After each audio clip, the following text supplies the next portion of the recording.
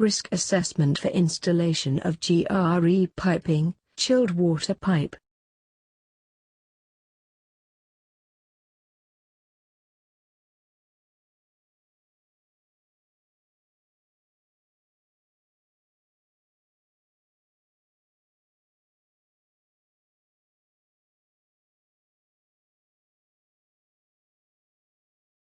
Working at height. Non-compliance to permit to work, PTW, system. Lack of communication. Lack of competency. Using MUP and scaffold. Defective equipment. Lack of knowledge, hazard and risk to the personnel both working in the MUP, working with MUP and those adjacent to the MUP activities. Sudden jerk while operating MUP. Falling of personnel from height, man lift. Material falling, dropped objects. Overturning. Improper access, egress. Operator or worker or both trapped between part of the basket and a fixed structure. Overreaching. Uneven, loose ground. Collapse of scaffold. Hole opening. Unauthorized modification of scaffold. Adverse weather condition. 1. Prior to work commence, valid work permits shall be obtained and all works conducted in LNGI shall comply. 2. Approved method statement and approved risk assessment shall be in place prior to work commence. 3. Before starting activity, TBT, TSTI shall be conducted to identify and understand hazards and control measures. 4. Prior to work commence, all involved personnel shall undergo required training courses in accordance with training plan and training matrix. 5. Only trained, authorized personnel with yellow sticker on their helmets are allowed to do erection, modification, removal of gratings. 6. Shall comply with all KEPIC, PMC approved mandatory, required PPEs. 7. Equipment and operator shall possess third-party certificate and machine shall be approved by the company before using. 8. Operator shall conduct his daily equipment checks and record on his checklist before using the machine and ensure all controls are working properly. 9. 2 flag poles to be parallel set at the back, with sufficient height above the operator's head. 10. Remove keys when MUP is not in use. 11. Ensure MUP is not operated outside of its design parameters.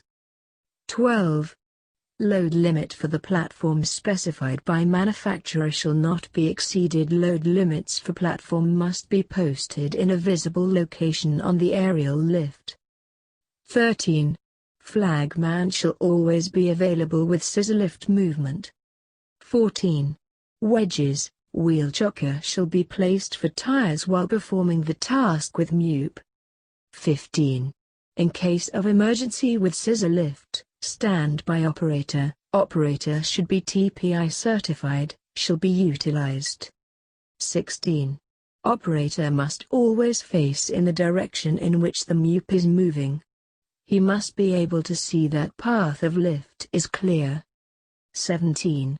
Employees shall not ride in the scissor lift when it is moving, shall not stand or sit on the lift edges, shall not board or deboard man lift when it is elevated. 18. Operator and working personnel shall always stay in the platform and shall not attempt to climb outside of the basket or overextend the upper body beyond the railing of the basket. 19. Material must not be allowed to accumulate on platform in the MUP, scaffold platform. 20. During scissor lift operation, personnel in MUP shall wear full body harness and shall be anchored to provide anchored point. 21. Operatives must be in possession of necessary information, operator manual to enable safe operation of machine. Check all movements before commencing, should be smooth and steady. Do not use if movements jerky. 22. Scissor lift shall not be located near to excavated area, shall keep distance of 1.5 meters times depth of excavation from its edge. 23. MUP must only be used on suitable surfaces, to be used on firm, stable and leveled surfaces. 24. MUP to be lowered into its traveling position. 25. Operators and flagmen must be constantly aware of surroundings. 26. Scaffold erection. Dismantling works shall only be conducted by competent scaffolders under competent supervisor, both with KNPC-approved third-party certifications. 27. Ensure that platforms are complete and no gaps in boarded decks. Shall have complete guardrail system in place with adequate toe board. 28. All personnel working on scaffolding shall have attended working at height trainings prior to work commence and shall wear inspected, color-coded full-body harness, FBH, with shock-absorbing double lanyard and 100% tied, off. 29. While descending, ascending on ladder, 3-point contact rule shall be maintained at all times. Ladder shall be inspected before use and with valid inspection sticker, color coding. 30. Toolkit must be used while working at height. Use tool lanyard to prevent tools falling from height. 31. For hole openings 600 mm or less, plywood with thickness of 12 mm shall be used. For 600, 2000 mm shall be covered with metal scaffold planks. If more than 2000 mm, additional hard barricade shall be installed. Appropriate signboards shall be displayed. 32. Prior to removal, modification of safety facility, authorization shall be obtained. 33. Simultaneous work shall not be conducted. No person to be directly under the erection area. Drop zone shall be installed with black and yellow warning tape. 34. Ensure that all access, egress are clear of obstructions. Loose items, scaffold materials shall be removed and not accumulate on access and work platforms. 35. Do not overload scaffold. Do not hook chain block on the scaffolds to lift any materials. 36.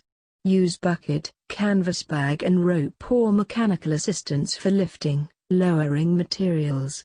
Do not carry materials by hand on ladder. 37. Scaffolding inspection shall be done and filled by scaffold supervisor and scaffold register shall be maintained. 38. Personnel shall not be on any scaffold or other temporary elevated work area during heavy rains, storms or high winds, sustained winds more than 65 km per hour, 40 miles per hour, unless the scaffold or working level is indoors or otherwise unaffected by the weather conditions. Outdoor scaffolds or elevated work platforms shall not be used during thunderstorms or when there is likelihood of lightning. Refer to scaffolding procedure. 39. Scaffolding supervisor. Inspector shall use HEC-approved scaffold tag system, green tag if safe to use and red if not. 40. Overreaching shall not be allowed. Working outside the guardrail is prohibited. If job demands, then another job-specific risk assessment shall be conducted. 41. Workers shall be reminded on daily basis that unauthorized modification is prohibited. If job required modification, they shall call competent scaffolder supervisor. 42. Shall provide adequate illumination in performing the job. Hot works. Fire. Electrocution. Cut and abrasion. Inhaling welding fumes. Ultraviolet light ray from electric welding. Use of defective tools and equipment. Radiation skin burns, infrared radiation. Flying particles during chipping and slag removal. Use of damage, wrong hand or power tools. 1. Hand and power tools machine shall be inspected and certified by authorized HDKC inspector before use. Machine guard shall be intact and shall not be removed in any means during operation. 2. Segregate or remove flammable liquids or material from source of ignition, shall be cleared within 8 meters radius area of activity. 3. Provide fire extinguisher located near welding machine, genset and where hot works are conducted. 4. Elevate extension cables at least 7 feet in height or provide protective guarding if to be laid on the ground. Keep away from sharp edges. 5. The workplace must be screened off to protect other people getting exposed to fumes from welding. 6. Hot work area should be covered by fire blanket. 7. Trained and approved fire watchmen shall be available at welding work location. 8. Adequate ventilation or respiratory protection against welding fumes shall be ensured. 9. Remove portable electric tools from the workplace if they are damaged, and attach a do not use tag. 10. Electric tools should not be used in damp or wet locations.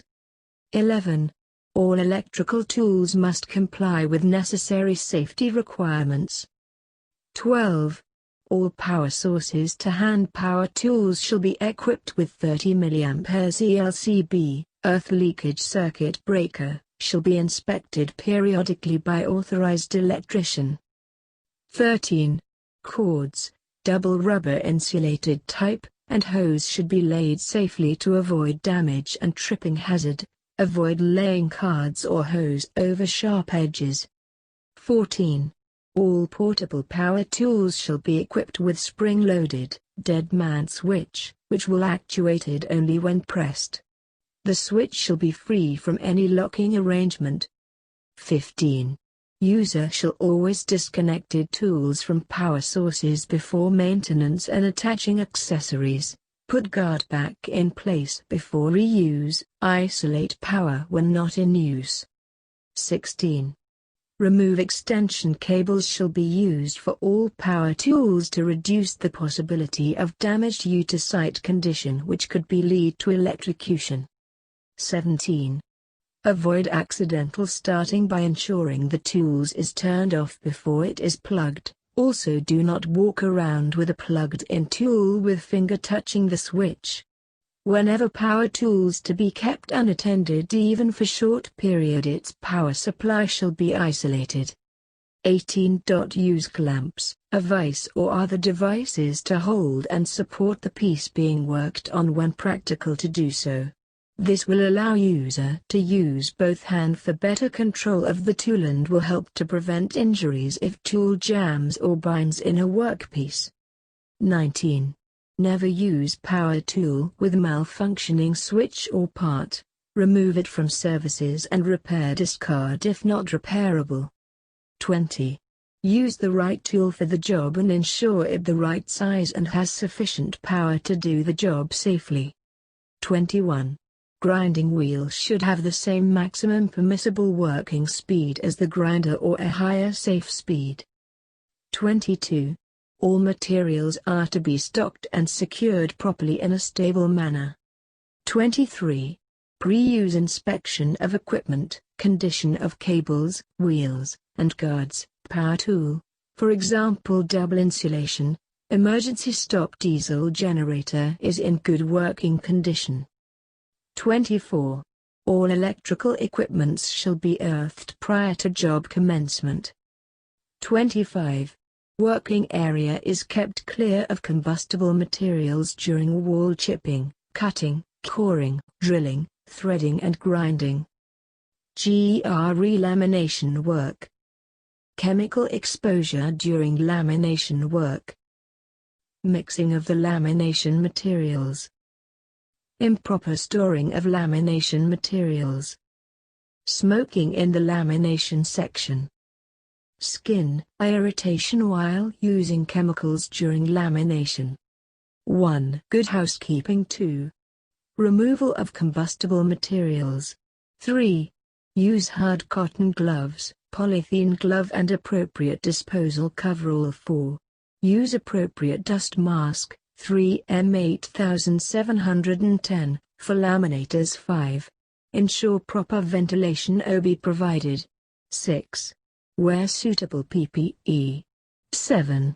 Workers should know the information about the lamination chemical through MSDS. 8. Provide suitable warning signs. 9. For accidental spills, absorb with vermiculate or other inert material, in emergency kit. Then place in a container for chemical waste. Clean surface thoroughly to remove residual contamination.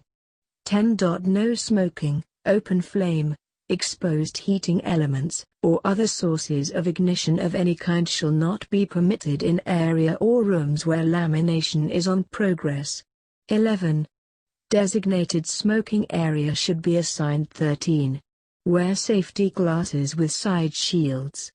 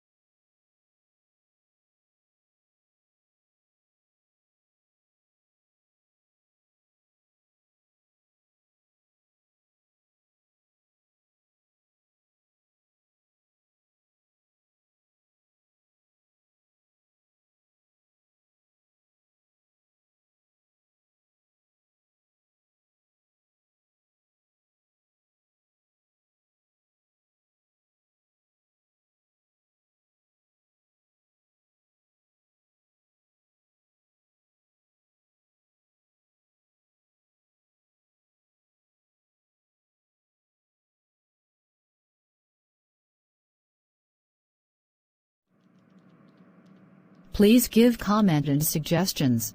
Thank you. Subscribe our YouTube channel and hit the bell icon for more updates. Thank for visit our channel. See you next class. Thank you.